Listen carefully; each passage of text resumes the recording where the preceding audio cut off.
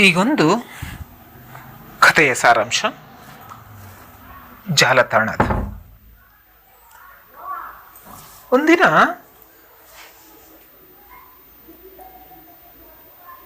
ನಾನು ನನ್ನ ಮೊಬೈಲ್ ಬಳಸುತ್ತಿದ್ದಾಗ ಗಂಡ ಹೆಂಡತಿ ಕೋಣೆಯಲ್ಲಿ ಮಲಗಿದ್ದ ಮತ್ತು ಅವರ ಮಕ್ಕಳು ಅವರ ಜೊತೆಯೇ ಇದ್ದ ವಿಡಿಯೋ ಬಂತು. ಗಂಡ ಮಕ್ಕಳು ನಿದ್ದೆ ಮಾಡ್ತಿದ್ದಾರೆಯೇ ಎಂದು ಕೇಳಿದನು. ಹೆಂಡತಿ ಹೌದು ಎಂದಳು. ಗಂಡ ಮಕ್ಕಳನ್ನು ಅಲ್ಲಿಗೆ ಕರೆದುಕೊಂಡು ಹೋಗು, ನೀನು ಇಲ್ಲಿಗೆ ಬಾ ಎಂದಳು.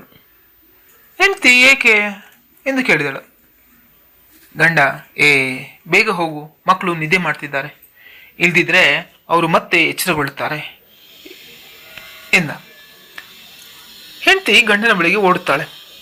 ಗಂಡ ಹಾಸಿಗೆಯಿಂದ ಇಳಿದು, ಬನ್ನಿ, ನಾನು ಕೆಂಪು ಗೋಲಿಗಳನ್ನು ತೆಗೆದುಕೊಳ್ಳುತ್ತೇನೆ, ನೀವು ಹಸಿರು ಗೋಲಿಗಳನ್ನು ತೆಗೆದುಕೊಳ್ಳು ಎಂದು ಹೇಳುತ್ತಾನೆ. ವಿಡಿಯೋ ಕೊನೆಗೊಳ್ಳುತ್ತದೆ. ಈಗ ಮುಖ್ಯ ವಿಷಯಕ್ಕೆ ಬರೋಣ. ವಿಡಿಯೋದಲ್ಲಿ ಒಬ್ಬ ಸುಂದರ ಮಹಿಳೆ ಇದ್ದಳು. ನೀವು ಫೋಟೋದಲ್ಲಿ ನೋಡಬಹುದು.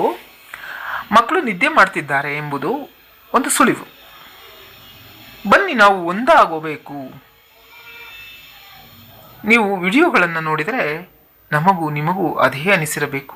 ಆದರೆ ಕೊನೆಯಲ್ಲಿ ವಿಡಿಯೋ ಹಾಸ್ಯದೊಂದಿಗೆ ಕೊನೆಗೊಳ್ಳುತ್ತದೆ. ನಾವು ಆ ಹಾಟ್ ಬಾಬಿ ಏನಾದರೂ ಮಾಡುತ್ತಾಳೆ ಅಥವಾ ಕನಿಷ್ಠ ಪಕ್ಷ ತನ್ನ ಟೀ ಶರ್ಟ್ ತೆಗೆಯುತ್ತಾಳೆ ಎಂದು ಭಾವಿಸಿದ್ದೆವು. ಆದರೆ ಲೂಡೋ ಮಾಡುವ ಮೂಲಕ ವಿಡಿಯೋವನ್ನು ತಮಾಷೆಯಾಗಿ ಮಾಡಲಾಗಿದೆ. ಈಗ ಯೋಚಿಸಿ, ಅಂತಹ ವಿಡಿಯೋ ಮಾಡುವ ಉದ್ದೇಶವೇನು? ಅನೇಕ ಜನರು ವಿಡಿಯೋಗಳನ್ನು ಮಾಡಲು ಇಷ್ಟಪಡುತ್ತಾರೆ, ಆದ್ದರಿಂದ ಅವರು ಅವುಗಳನ್ನು ಸಹ ಮಾಡಿರುವ ಸಾಧ್ಯತೆ ಇದೆ.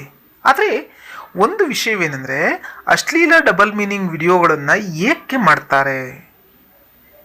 ಒಂದು, ಅತಿ ಹೆಚ್ಚು ವೀಕ್ಷಣೆಗಳು ಸಿಗುತ್ತವೆ ಮತ್ತು ಹೆಚ್ಚು ಲೈಕ್ಗಳು ಬರುತ್ತವೆ ಮತ್ತು ಹೆಚ್ಚು ಶೇರ್ ಮಾಡುತ್ತಾರೆ ಎಂಬ ಉದ್ದೇಶ. ಮುಂದೇನು? ಈಗ ನಾನು ನಿಮಗೆ ಮತ್ತಷ್ಟು ಹೇಳುತ್ತೇನೆ. ನಿಮ್ಮ ವಿಡಿಯೋ ವೈರಲ್ ಆಗುತ್ತದೆ, ನಿಮ್ಮ ಮಕ್ಕಳು ಚಿಕ್ಕವರು, ನಿಮ್ಮ ಖಾತೆಯಿಂದ ವೈರಲ್ ಆದ ನಂತರ ಇತರ ಖಾತೆಗಳ ಜನರು ಅದನ್ನು ಬಳಸುತ್ತಾರೆ. ನಿಮ್ಮ ಮಕ್ಕಳು ದೊಡ್ಡವರಾದಾಗ ಡಬಲ್ ಮೀನಿಂಗ್ ವಿಷಯಗಳನ್ನು ಹೇಳಲಾದ ಸಾಂಕೇತಿಕ ಅಶ್ಲೀಲ ವಿಡಿಯೋಗಳನ್ನು ನೋಡಿದ ನಂತರ ಅವರು ಮುಜುಗರಗೊಳಗಾಗುತ್ತಾರೆ.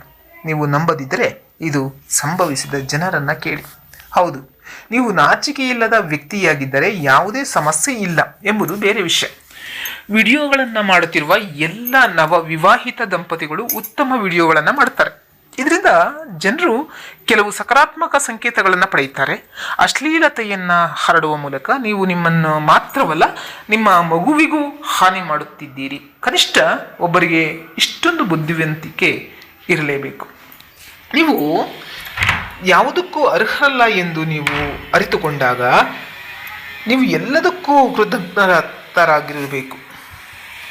ಜೀವನವು ನಿಮಗೆ ಏನು ಸಾಲದು ಎಂದು ನೀವು ಅರಿತುಕೊಂಡಾಗ ನೀವು ಎಲ್ಲದರ ಬಗ್ಗೆಯೂ ವಿನಮ್ರರಾಗಿರುತ್ತೀರಿ. ಎಲ್ಲರೂ ಉಳಿಯುವುದಿಲ್ಲ ಎಂದು ನೀವು ಅರಿತುಕೊಂಡಾಗ ಹಾಗೆ ಮಾಡುವವರಿಗೆ ನೀವು ಕೃತಜ್ಞರಾಗಿರುತ್ತೀರಿ.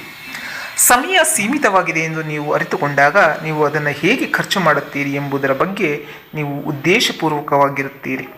ನೀವು ಆರೋಗ್ಯವು ದುರ್ಬಲವಾಗಿದೆ ಎಂದು ನೀವು ಅರಿತುಕೊಂಡಾಗ ನಿಮ್ಮ ಅಭ್ಯಾಸಗಳ ಬಗ್ಗೆ ನೀವು ಹೆಚ್ಚು ಜಾಗರೂಕರಾಗಿರುತ್ತೀರಿ. ಯಾರೂ ಪರಿಪೂರ್ಣರಲ್ಲ ಎಂದು ನೀವು ಅರಿತುಕೊಂಡಾಗ ನೀವು ಹೆಚ್ಚು ಕ್ಷಮಿಸುವವರಾಗಿರುತ್ತೀರಿ. ಪ್ರಗತಿಗೆ ಸಮಯ ತೆಗೆದುಕೊಳ್ಳುತ್ತದೆ ಎಂದು ನೀವು ಅರಿತುಕೊಂಡಾಗ ನೀವು ನಿಮ್ಮ ಬಗ್ಗೆ ಹೆಚ್ಚು ತಾಳ್ಮೆಯಿಂದಿರಿ. ಹಣವು ಶಾಂತಿಯನ್ನು ಖರೀದಿಸಲು ಸಾಧ್ಯವಿಲ್ಲ ಎಂದು ನೀವು ಅರಿತುಕೊಂಡಾಗ ನೀವು ಸರಳತೆಯಿಂದ ತೃಪ್ತರಾಗಿರುತ್ತೀರಿ. ಎಲ್ಲ ಯುದ್ಧಗಳು ಹೋರಾಡಲು ಯೋಗ್ಯವಲ್ಲ ಎಂದು ನೀವು ಅರಿತುಕೊಂಡಾಗ ನೀವು ಹೆಚ್ಚು ಶಾಂತಿಯುತರಾಗಿರುತ್ತೀರಿ. ಮೌನವು ಶಕ್ತಿಯುತವಾಗಿದೆ ಎಂದು ನೀವು ಅರಿತುಕೊಂಡಾಗ ನೀವು ಮಾತುಗಳಿಂದ ಬುದ್ಧಿವಂತರಾಗಿರುತ್ತೀರಿ. ವೈಫಲ್ಯವು ಬೆಳವಣಿಗೆಯ ಭಾಗವಾಗಿದೆ ಎಂದು ನೀವು ಅರಿತುಕೊಂಡಾಗ ನೀವು ಹೆಚ್ಚು ಧೈರ್ಯಶಾಲಿಯಾಗಿರುತ್ತೀರಿ. ಸಂತೋಷವು ಆಂತರಿಕವಾದುದು ಎಂದು ನೀವು ಅರಿತುಕೊಂಡಾಗ ನೀವು ಬಾಹ್ಯ ವಿಷಯಗಳನ್ನು ಬೆನ್ನಟ್ಟುವುದನ್ನು ನಿಲ್ಲಿಸುತ್ತೀರಿ.